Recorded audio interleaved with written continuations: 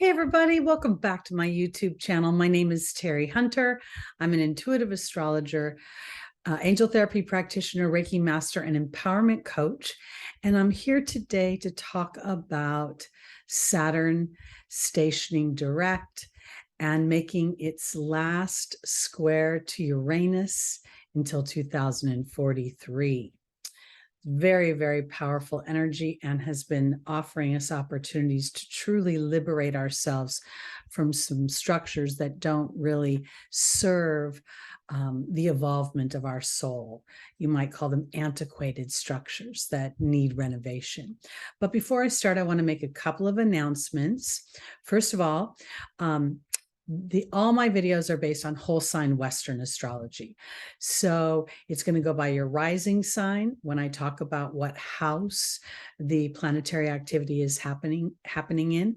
If you don't know your rising sign, you will need your time of birth, but there are lots of free birth calculators on the internet that can calculate that for you. So you just need your location, your time, and obviously your date of birth with the year. So that'll give you a better idea of what's going on personally for you. The other thing I wanted to announce is I do live readings every week, angel readings with a little bit of tarot thrown in there. And what I'm doing is looking at the astrological transits for the week coming up and then getting the angels, source energy, spirits advice on how to best walk through them or traverse those transits. So I hope you will join me live on Sunday mornings, 11 a.m. Pacific time. And if you'd like to book a reading with me, I do natal charts, natal and transit charts, past lives.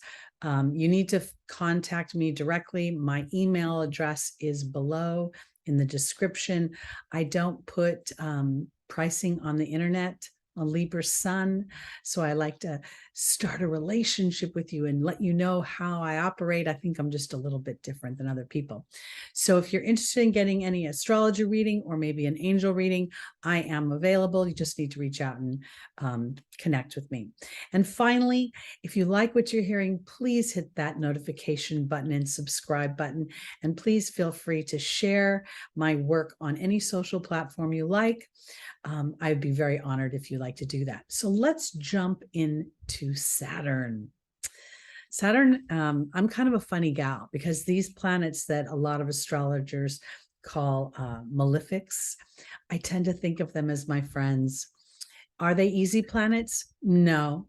Do they require a lot of bravery in my own co-creation and participation in my life? Yes. They don't. Saturn, Pluto, they don't really give you a lot of room for what's the word I want to use? Illusion, I guess. They kind of keep turning things up inside of you until you start to align to your highest truth. So Saturn is traditionally known as the taskmaster. It's sort of that general that says, I don't really care how you feel, get the job done. This is how it's been done. This is what is required of you. And this is what is expected of you. In its most challenging energy, it's going to be a dutiful, almost feeling of invisibility because the needs of whatever is going on outside of myself supersedes me. And this is the challenging side of Saturn, because when we base our life, I don't want to say path, I want to say opportunities. When we think about what do we want to be when we grow up, what do we want to experience, Saturn's going to play a role in that, because in any journey, there's going to be a period of time when you're going to have to endure beyond results, to continue on, to be determined and have perseverance. And these are the things and the qualities that Saturn represents. So back in June, I did a video on Saturn as it was about to go retrograde for the fourth and final time. Well, I shouldn't say the fourth and final time, but for the fourth and final time here in Aquarius. And it would be making a square to Uranus at the time. And I equated the planet to the character or the actual real person, Coach Boone, in the movie Remember the Titans, because I believe that Saturn is the planet that says, yes, I don't really care how you feel, and I might expect things from you that you don't think you can deliver, and it's going to require your continued perseverance to prove to yourself that you can do those things. And why I believe that it's so important to pick the lane that is most authentic to our heart. Now, I'm not talking about Pluto today, but Pluto would rule that aspect. So if you're not following your heart, Pluto and Saturn, in their own respective ways, are going to make your life hell, honestly. But this is where I'm kind of a little rogue as an astrologer. I believe if I'm brave enough to really get deep down with what's true and authentic to me and where my fears lie and where I'm actually looking outside of myself for validation, then I think Saturn is my friend, because it does give me the tenacity and it offers rewards. Saturn is not a planet that doles out rewards quickly. It requires time and dedication. So we saw in 2021, Saturn in Aquarius, in its domicile, it's an ancient ruler of Aquarius, making a square to Uranus, which is the modern day ruler of Aquarius. So we have this very strong Aquarian theme. First, we have Aquarius that naturally rules the 11th house, the World Wide Web, large groups of people, the nervous system. It rules space and innovation and technology on a global scale. It rules rebellion. It rules liberation. It rules nervous breakdowns as a result of ruling the nervous system. And it also rules our hopes and our dreams.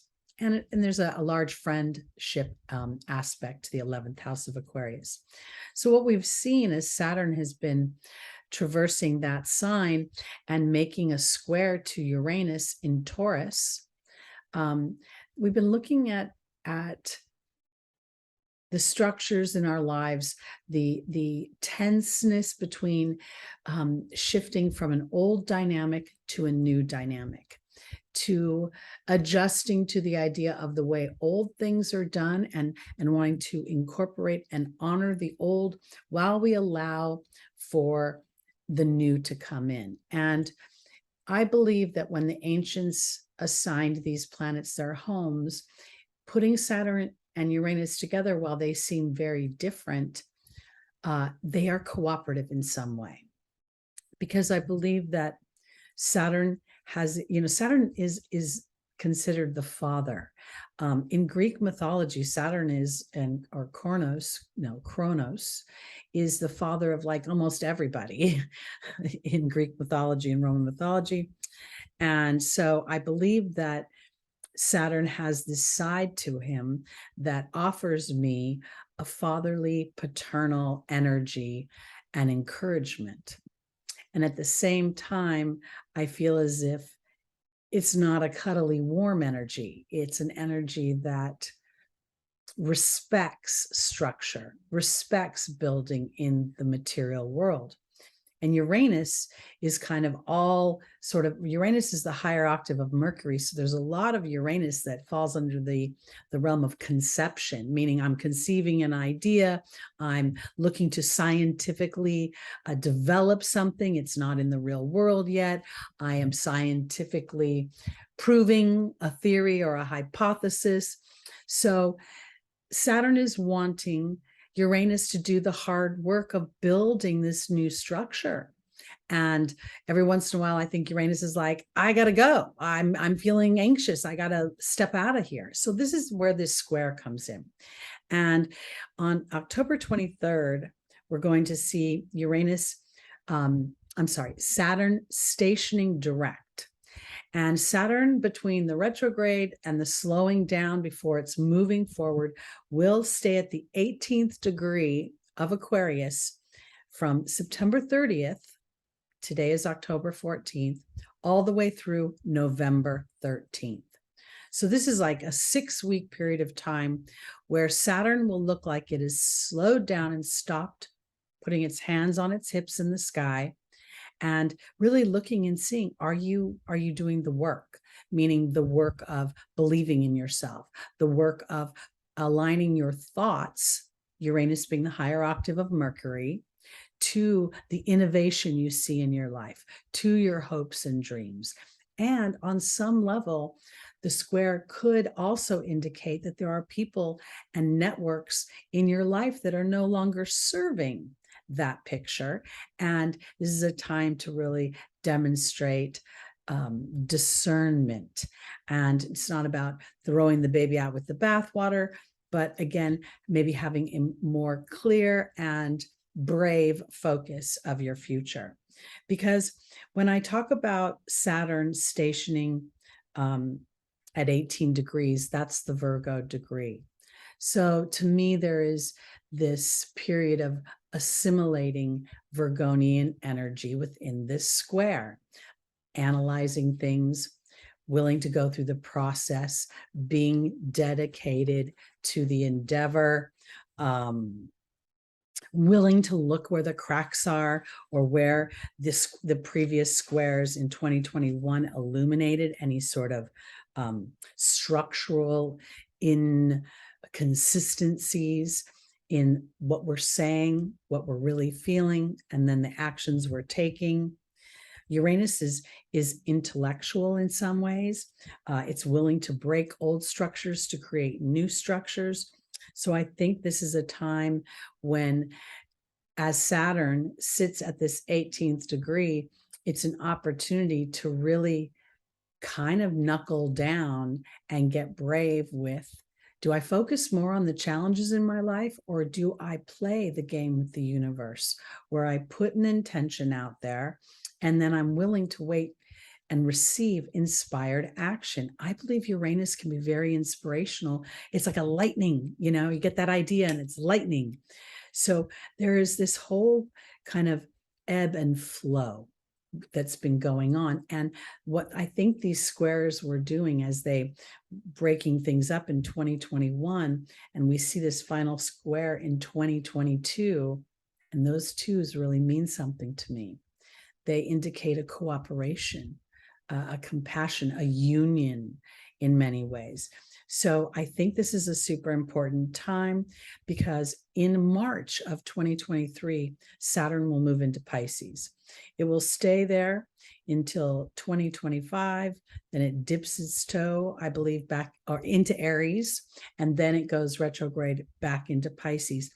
During this period of time, I believe it's going to be an integration of the practical Saturn with the spiritual, the house of Pisces, and also the house of ancestors. So what we've been experiencing between the square with Taurus, Uranus in Taurus, and Saturn in Aquarius is teeing up this sort of integration when Saturn moves into a sign that I don't know if Saturn feels the most comfortable in, emotional Pisces.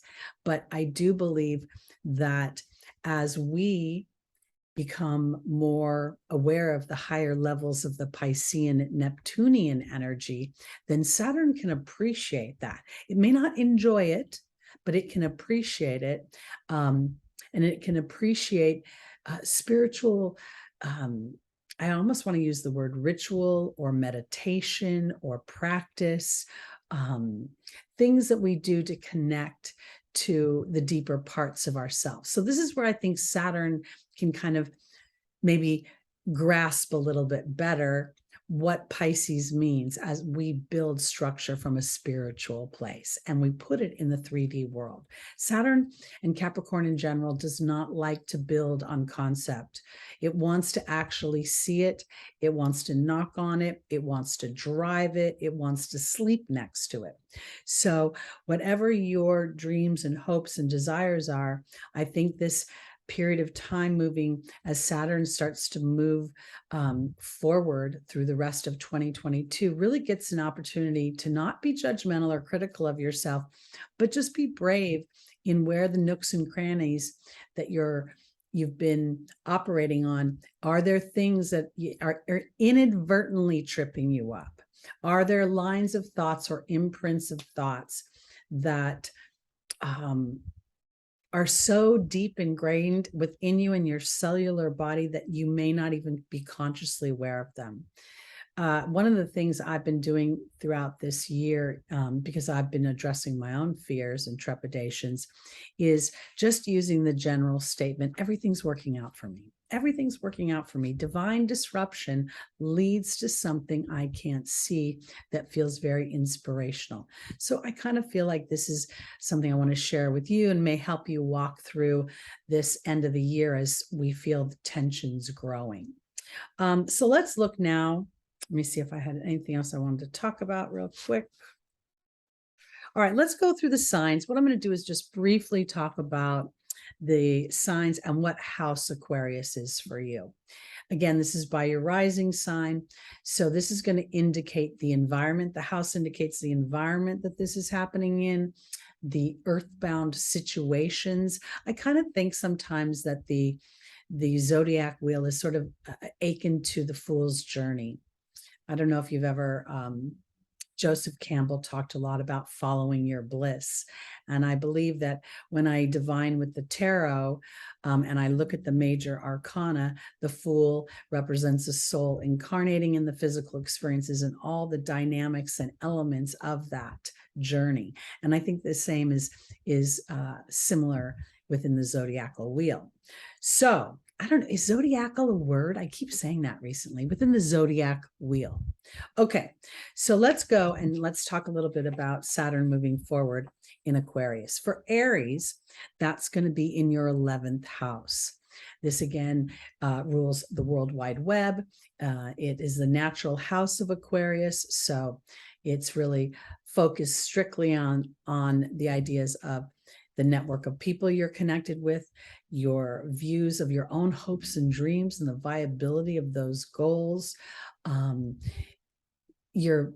basically your nervous system. And I want to offer this because I kind of, I know a lot of people in the Aquarius energy that tend to feel anxious, to be acutely aware of their nervous system and how it affects them and sometimes paralyzes them. And oftentimes I hear from spirit that this is the conflict between the Saturn Uranus co-ruling Aquarius. So if you're feeling anxious in any way, it's about digging deeper, whether you're following your real bliss or you're somehow trying to fit your bliss into an agenda that other people will approve of. Because Uranus doesn't care about other people on some level. It cares about other people. I said that wrong. It's rebellious. It is liberating. It's revolutionary. So while it cares about other people because it represents humanity, it also is willing to take action to liberate itself from constraints or things that don't serve a greater good. And I believe that what we're seeing now with Aries is an opportunity to be brave, to be a hero, to be a pioneer in being aware of how you show up. How are you communicating in these networks? How are people perceiving you? Aries is traditionally just land-based with the warrior, the aggressor, the angry, the blunt, the taking no prisoners guy. But Aries is the sign that you want standing behind you if there's a house fire or any fire for that matter. Aries rules a hero. So I think it's super important to pay attention to that dynamic and start to give life to the higher vibrations of Aries and how that resonates within your 11th house energy. And I want to offer Aries this as well. I really think that getting a little bit deeper about your hopes and your dreams, some of our signs that are quote unquote more me focused, Aries rules the self, rules the head. I think that sometimes the human tends to categorize selfish and unselfish. And I think that too needs a renovation, because oftentimes when we see somebody really pursuing their own hopes and dreams, their own endeavors with a enthusiasm, with an excitement, sort of an unabashed owning it, we ourselves want to emulate that energy. So it isn't really selfish. I think it's more about being aware for Aries on how you land and how you show up in the 11th house genre. How are you showing up in your way of allowing for innovation, allowing for inspiration, showing up with what you say and how you behave on your, your network, your social networks, those kind of things, and with your friends. All right, let's go on to Taurus. Taurus, Aquarius is your 10th house, the house of profession, the house of the public eye, the house that is the most visible to others.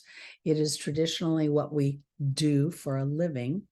And I want to offer this because Uranus is transiting Taurus and Aquarius is your 10th house. So this is really offering you some sort of renovation in the structure of your career. And again, I'm not necessarily thinking I want to throw the baby out with the bathwater, because I always think that Saturn provides a certain amount of structure that is necessary to build a solid structure. It doesn't mean it always has to be exactly the same or the same layout. And I think this is where Taurus being a fixed sign, having Aquarius be your 10th house of career, which is also a fixed sign, it may be a little bit challenging. You may be concerned about, if I make changes in my career, will it affect my money? And that's where Saturn kind of hits a lower vibration and starts to feed our fears, because what I have discovered oftentimes within my own career is that as some things seem to go away, or I implement new structures, or I branch out on the internet, sometimes I lose, viewers or followers, and sometimes things start to open up and actually bring in more of what I'm looking to experience. So I think this is an opportunity for Taurus to innovate themselves a bit, to use these. This is the fourth and final square between Saturn and Uranus within this dynamic, Taurus Aquarius. So I really think this is about kind of shedding the skin of insecurity, trusting that you are appreciated within your own networks of people, that what you're doing and how you're being of service in the public eye is good enough, or it gets an opportunity to be more aligned to what your beliefs and your values are. And speaking of beliefs, let's go on to Gemini, because Aquarius is your 9th house. And the 9th house rules our beliefs. It rules foreign people, foreign places, diversity. It rules the Supreme Court. It rules popes and churches and religious organizations by nature. And having it be Aquarius, this is an opportunity for renovation in these areas. And I want to say it this way, because Gemini is ruled by Mercury, the lower octave of Uranus. It's our everyday mind. And yet here we see Aquarius in the 9th house. So I think there's an opportunity to take, for Gemini rising, to take what you have experienced in 2021 and Saturn's retrograde this year and integrate it into a new belief system. A way of taking your twins and looking about how you assess things and how you weigh the pros and the cons in some ways, and having a little bit more, I guess what I'm trying to say is giving yourself more of an opportunity to trust your belief system rather than going back and forth and being unsure in one way or another. I think this is an opportunity to really anchor it in. And I want to offer this too, because with Aquarius being your 9th house and Saturn being there may be things that you look back in your history, in your personal history. Gemini rules childhood years. The family experience is still very much in play in the first 4 houses of the zodiac. So, and Gemini ruling the 3rd house, you may have a whole new idea of your family structure. You may find yourself integrating some of your more challenging or doubtful childhood experiences and then renovating them or liberating them to work for you, instead of constantly holding you in a state of feeling less than or not what you're looking for. Okay, Cancer. Aquarius is your 8th house. And the 8th house by nature is a house of complete transformation. And Aquarius, in and of itself, offers innovation. So when I look at this and I see Saturn traversing this house, I feel as if Cancer, this is an opportunity to really see the wisdom of nurturing yourself, of stepping a little bit back from those around you. Because I want to say this, Aquarius cares about humanity in a huge way, but on a one-to-one, it's not quite as emotionally charged as, say, Cancer would be. You'd be very focused on nurturing other people. And I think this is an opportunity to transform that idea that when you nurture yourself, when you allow your own intuition, your own emotional body to blossom and to grow, you actually are serving a bigger picture of things. And I think that's why those that are born with the Cancer rising have Aquarius as your 8th house. It's a huge opportunity for you to almost take a soul's leap into an energy that really serves a forward-thinking picture of love and encouragement and nurturing and the even exchange of that energy. My experience of Cancer oftentimes is they're very giving, but there's a great sense of depletion that sits underneath that. And I don't think of Cancer as a real confrontational sign. We know the crab kind of crawls sideways. So Cancer in its lower energy can get tired and burnt out and overburdened by nurturing of others. And I think that Aquarius is offering you an opportunity not to look at those other people as, now you need to nurture me. The 8th house by nature is of an exchange of energy with other people. And the human tends to categorize that as, I give to you or you give to me. And what I think is Saturn is giving you an opportunity to put yourself first in the material world so that you can rewrite a historic imbalance. And I think that that's very powerful. So let's go on to Leo. Aquarius is your 7th house of partnerships. And I would think by nature, having Aquarius be your 7th house, you'd be prone to having innovative relationships, having relationships that offer a certain amount of independence within them. But here I think there's an opportunity to, because Saturn actually it's exalted in Libra, which rules the 7th house. And I think that's so interesting because we think of Saturn as in some ways repressive, and we think of Libra as very comforting and nurturing. So there's like this interesting duality. There's so much duality with the astrology, just like people. So here I say this because Leo, you rule the heart. And I, Teri Hunter, believe that a healthy heart is a heart that's fabulously flawed. It is willing to go on that journey of courage within it to what's important to the heart, and seeing how that actually does serve the we that the 7th house represents. So we take the sign of Leo, and Leo is the performer. Leo is the entertainer. Leo enjoys hobbies, fun, and romance. And it also is a house of children.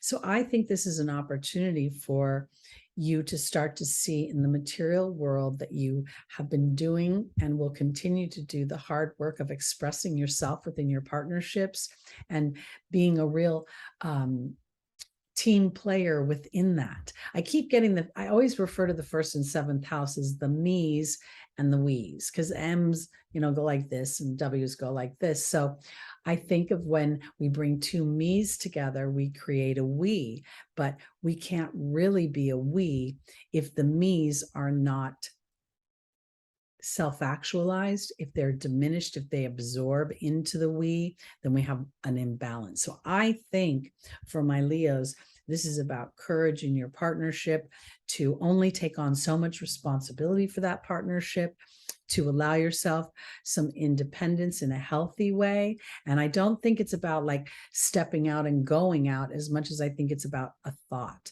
about an innovative idea in viewing partnerships and allowing yourself to review what these squares have presented for you over 2021, and then taking this final square as we move forward.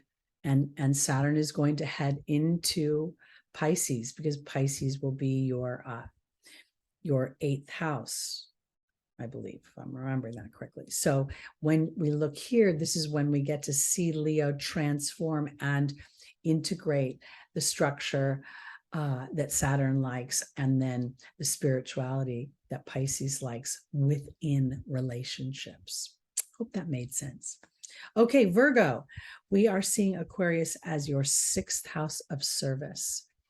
And, you know, Virgo is ruled by Mercury. Mercury is all about the mind. I'm very much focused in on thoughts are things.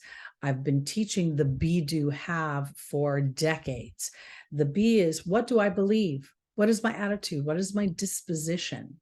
The do is my actions. And then the have is the manifestation and combination of the be and the do. So I believe for my Virgos, Aquarius is offering you, or your sixth house being Aquarius, Saturn is offering you liberation from history that doesn't serve you as an individual, that doesn't allow you to be present and accounted for. So I almost feel like Virgo may have been feeling like a cog in the wheel of a bigger picture of things. And now as Virgo liberates itself from that idea and starts to build balancing structures that serves the self, taking care of your health, putting that as a priority. And I want to put it this way, I'm not necessarily talking about your physical health. It could be your mental health, being able to know when to shut off so that you can decompress and not build up stress balls everywhere. I think this is going to serve a be a really good tool for you to move your story forward and be able to be of service in balance. Traditionally, Virgo rules our health. Here we're seeing Aquarius be the sixth house, which it normally rules. It rules our pets. It rules enslavement, employers and employees, where we sell our time to others for our livelihood. And oftentimes, because Virgo is so dependable, sometimes I think they lowball their value. And so I think this is an opportunity to liberate yourself from that mental idea.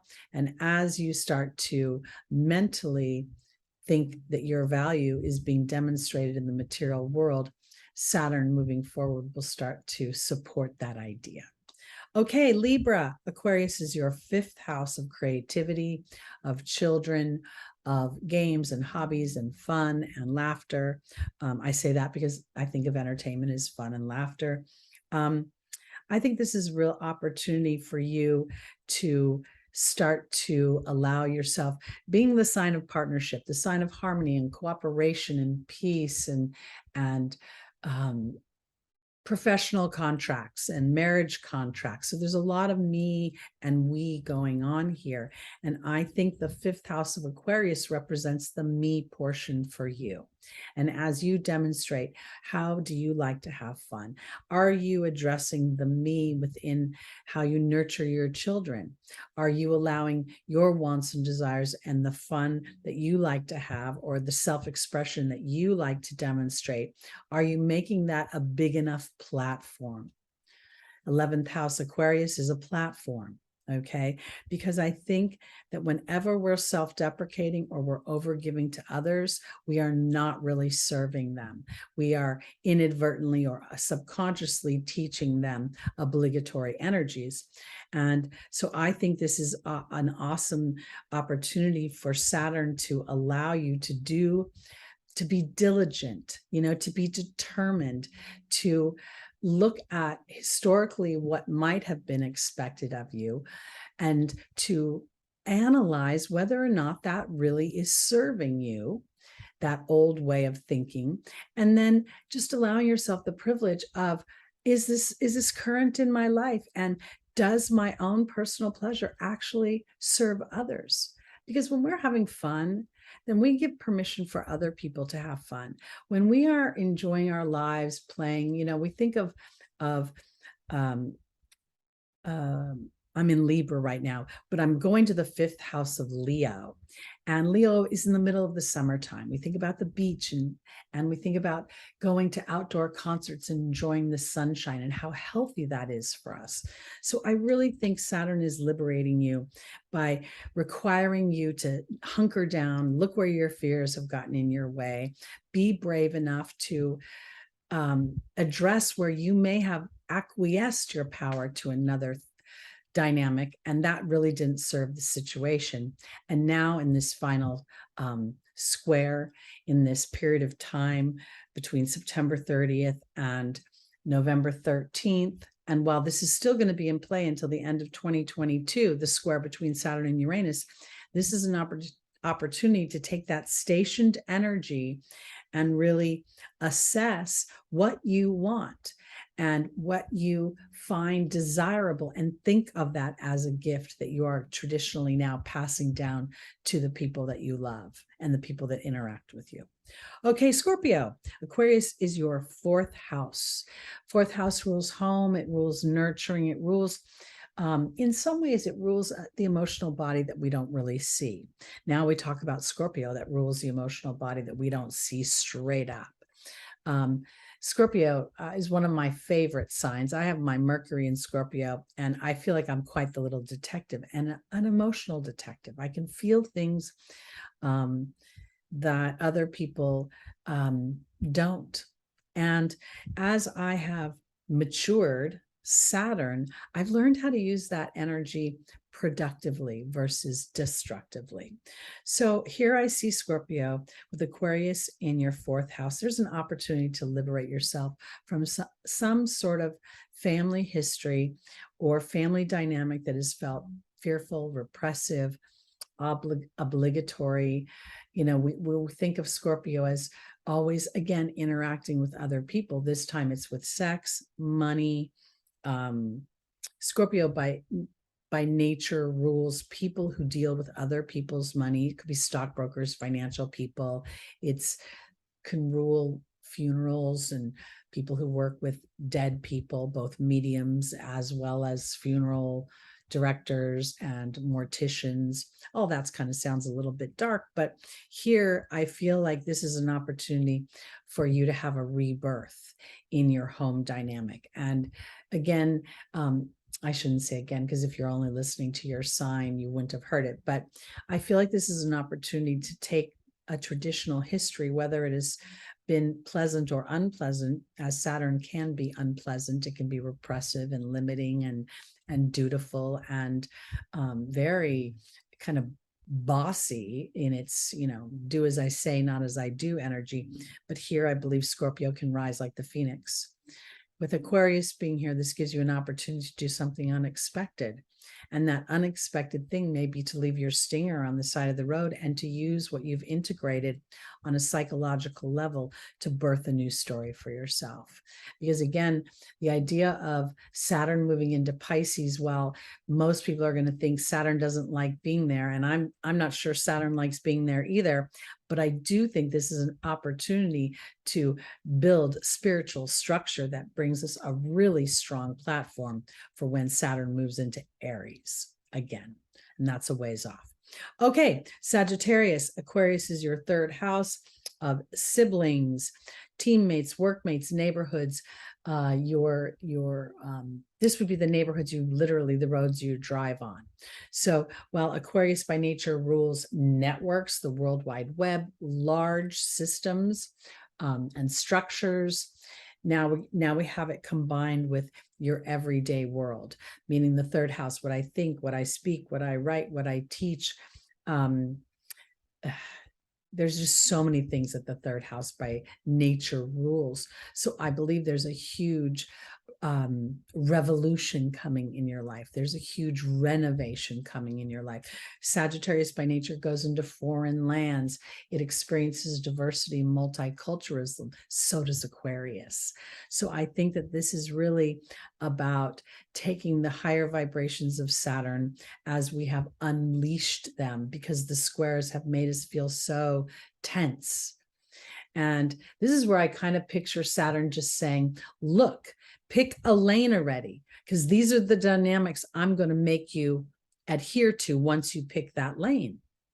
So I'm not saying Saturn isn't going to be tough, but it can be tough in something you love, or it can be tough in something you don't love. And so if you're thinking about a new line of work, a new line of employment, a new way of spending your days, maybe you want to become an influencer.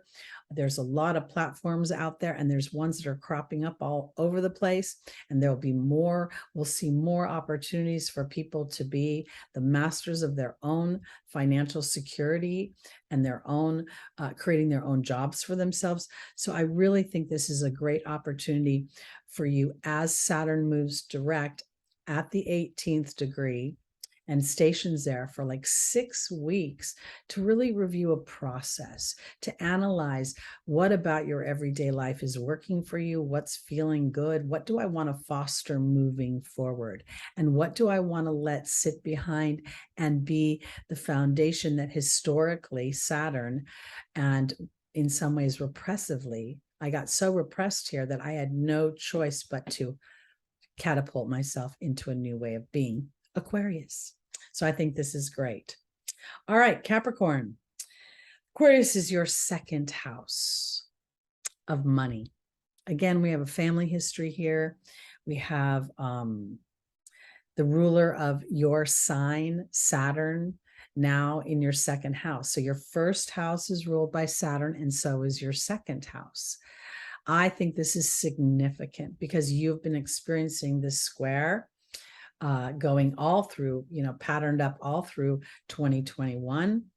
You've had Pluto traversing you, breaking down old structures, and anything that is decayed and old is going to need to be given new life. And I think this has to do with how you view your value, your money, your sense of giving yourself permission to, I guess, care about things that may initially feel frivolous. I feel like Saturn likes like saltine crackers and food that feels dry and is not frivolous with food whatsoever. Like buy the cheapest thing on the shelf. I'm a Taurus moon. I buy the most expensive thing on the shelf. I'm just that way. But I got to say, for my Capricorns, having Aquarius in your second house feels like an opportunity to liberate yourself from an old story, to start to see the baby goat inside of you. I really am a big fan of Capricorn. If you've watched me for any period of time, you know I'm always talking about my baby goats. And now rewriting how we're looking at Capricorn, because I really do not believe Saturn wants to be this dark baby eating, child eating father forever, because Saturn ate his children in Greek mythology. He's not always the nicest guy, but even Saturn is evolving. So sometimes when I watch a lot of astrologers who, pigeonhole these planets into certain dynamics without giving them room for growth, I believe that the template is always there. We as humans know that. The experiences that we've had, they live inside of us. Very few people can truly release anything.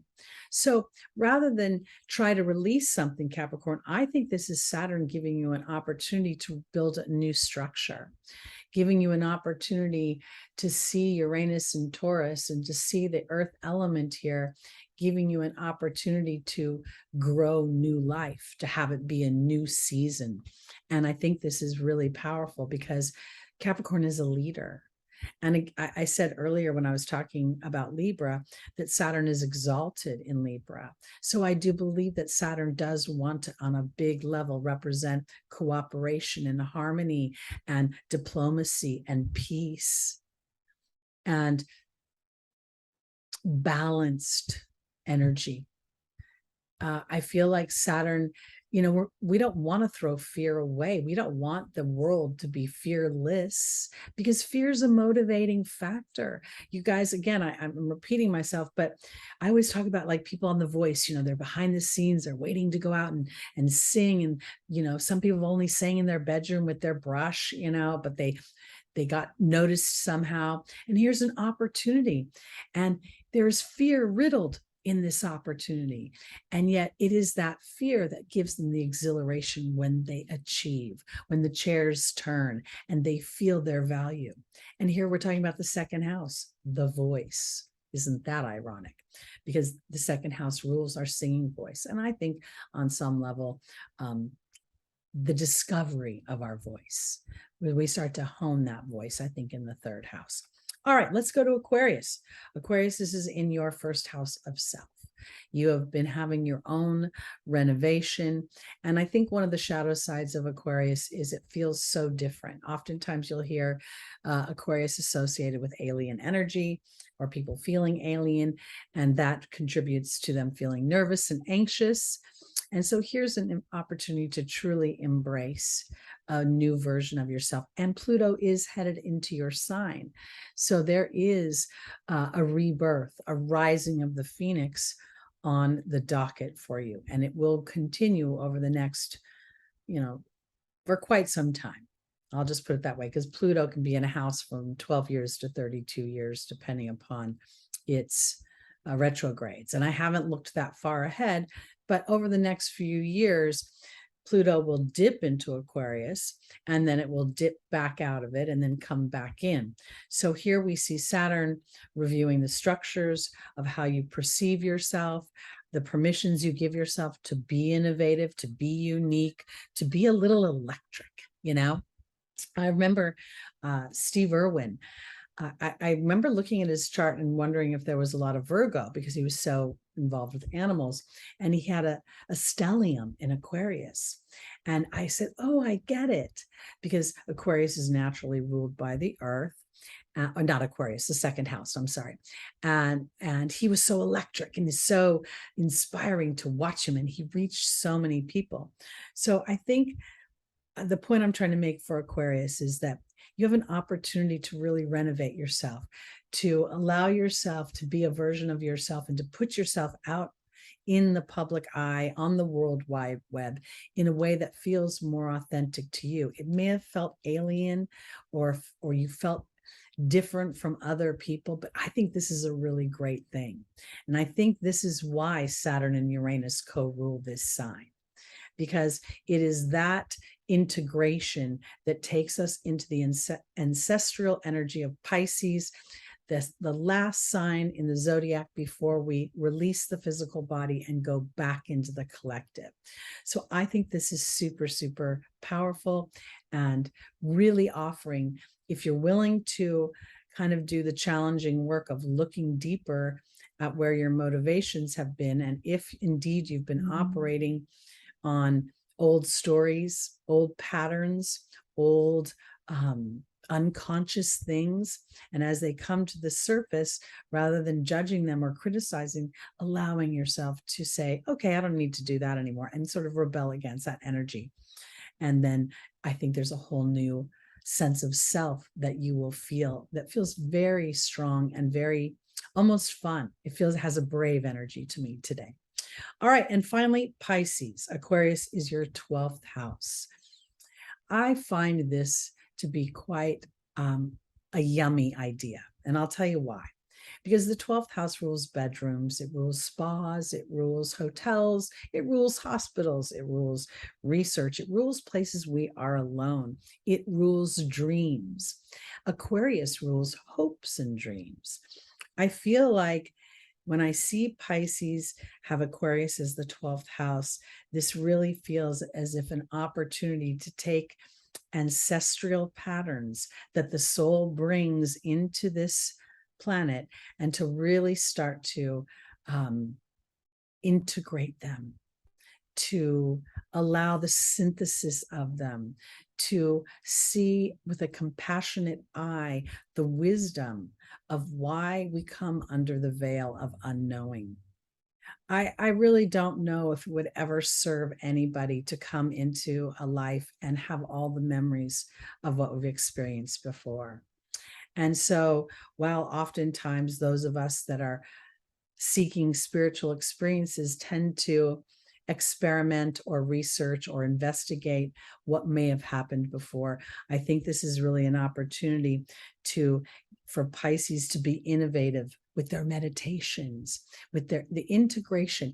Pisces is a mutable sign, and of all the mutable signs, I think it's one that really likes to sort of puzzle piece into something else.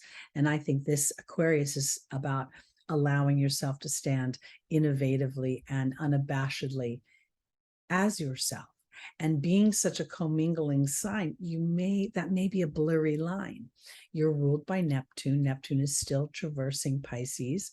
I'm not going to talk about your ancient ruler Jupiter just yet, or on this video, but this may be where the shadow side of Neptune is to be erosive, to sort of give up our wants, our desires in the face of spiritually being egoless to a bigger picture. But I think that in some ways humanity has sort of blurred the line there, where we aren't giving up in an egoless way. What we're giving up is our power, and that's creating a have and a have not. It's creating imbalance. So I think Aquarius in your 12th house, the house that is behind the house of self, gives you an opportunity to liberate yourself from that which you cannot see and stand more authentically in the truth of your own evolution, of your own ebb and flow as you try on different things, different ideas, different spiritual practices, different investigating of or researching or exploring different things, and then bringing them together for your own. I kind of think of the schools of thought I've studied: the tarot, astrology, philosophies of Joseph Campbell. I could go on and on, because I never really stay in one long enough to become a master, because I feel as if I take these threads, and each one of these threads has braided a rope. And when I think of that rope, I almost think of it as a nautical rope. It's strong and it can hold my ship afloat while I'm sailing out to sea. I know it's kind of a weird metaphor, but I think my fishes may respond to it. So allowing yourself to really embrace whatever tensions the Uranus-Saturn square has brought up. And as Saturn moves forward, and you initially may feel a little repressed by the energy, you may feel it may be a little daunting for you. Virgo degree, 18th degree that Saturn's going to sit at, is opposing you on the zodiac wheel. It's the mercurial half of the Pisces Virgo axis. So I think this is an opportunity to implement process and analysis, and to have a dedication to do that, versus inadvertently just getting tired of that exercise because you criticize yourself, or you feel like I should have known that, or I should have done that sooner. You're doing everything in the perfect timing, and your evolution and your awareness and your consciousness is all lining up just when it's supposed to. So that's what I have to say about about Saturn going direct and the last square between Saturn and Uranus. I really think that for all of us to sort of try to look at these energies that we traditionally think of as oppressive or holding us back, allowing ourselves to dig a little deeper. Maybe the holding us back is so that we can get a new perception before we march forward on an old story. So that's my story, and I'm sticking to it, because I'm always going to seek the higher vibrations of Mars, the higher vibrations of Pluto, the higher vibrations of Saturn. And I'm not always going to think that Jupiter and Venus are the little love bugs of the zodiac, because they have their challenges too. And I say that only because 90% of the astrologers I watch tend to categorize things that way. So my Uranus in Leo is going, not anymore. All right, guys, that's me, Teri Hunter. Again, I'm an intuitive astrologer, angel therapy practitioner, Reiki master, and empowerment coach. I'm available for astrology readings as well as intuitive readings. Please like, please subscribe, please share, and come back on Sunday morning and join us for the live readings, 11 a.m. Pacific time. All right, everybody. Peace.